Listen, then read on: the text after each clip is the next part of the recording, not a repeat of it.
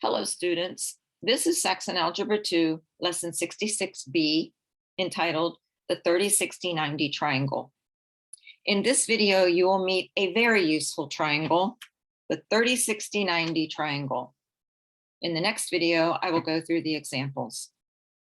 If you master this triangle, you will be able to determine the trig functions for the angles 30 degrees and 60 degrees without a calculator.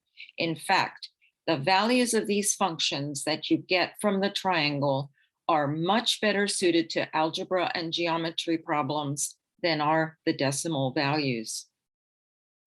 Also, if you master this triangle, you will be able to easily determine side lengths of other 30, 60, 90 triangles. The 30, 60, 90 triangle is a key to all the 30, 60, 90 triangles in the world, because all 30, 60, 90 triangles have the same three angles, which is a test for whether or not a triangle is similar. They're all similar triangles. To master this triangle, you have to know how to derive it. The 30, 60, 90 triangle is derived from an equilateral triangle. First of all, the sides of an equilateral triangle are all the same length because equilateral means equal sides. Equilateral triangles are also equiangular. Each angle in an equilateral triangle is 60 degrees.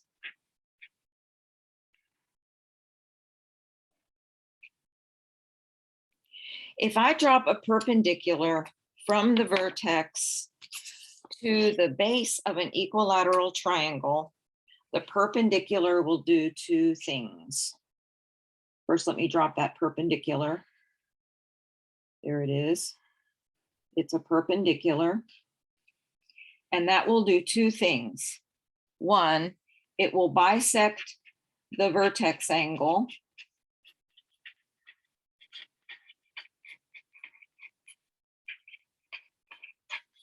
And two, it will bisect the base.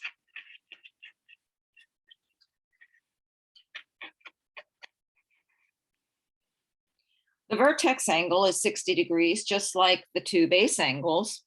When it is bisected, we get the 30-degree angle. And then here's one over here that's equal to it. It's been bisected.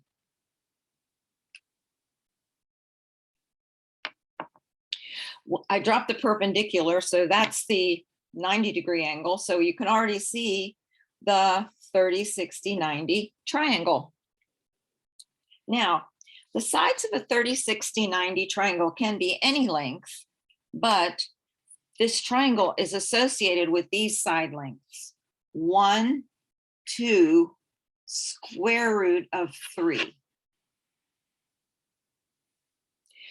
So the side lengths of the equilateral triangle are chosen so that the 30, 60, 90 triangle side lengths will be 1, 2, square root of 3.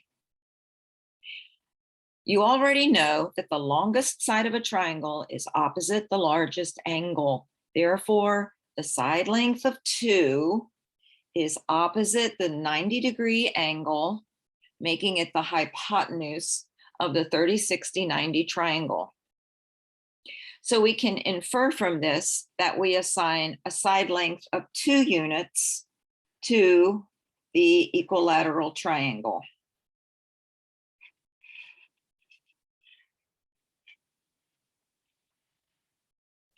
The base was bisected by dropping the perpendicular line.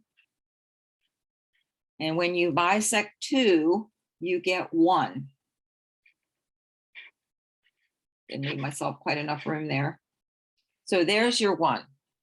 Remember that I said that you want to remember 1 to square root of 3 for the 30, 60, 90 triangle. Well, we have the 1 and the 2. For the 3, for the square root of 3, we simply use the Pythagorean theorem. So let's solve for x which is the height of this triangle. And we can see that 1 squared plus x squared is going to equal 2 squared by the Pythagorean theorem. 1 squared is 1, and 2 squared is 4. When I subtract 1 from both sides, we're getting x squared equals 3.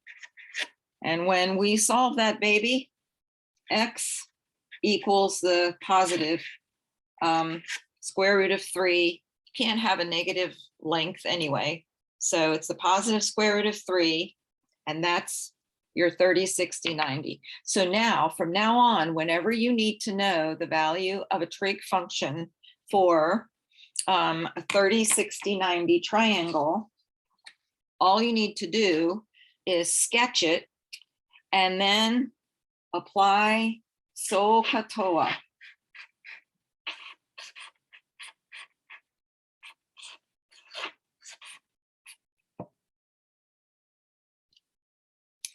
In this video, you learned about the 30, 60, 90 triangle and how to derive it. See you in the next video, where I will plow through the examples.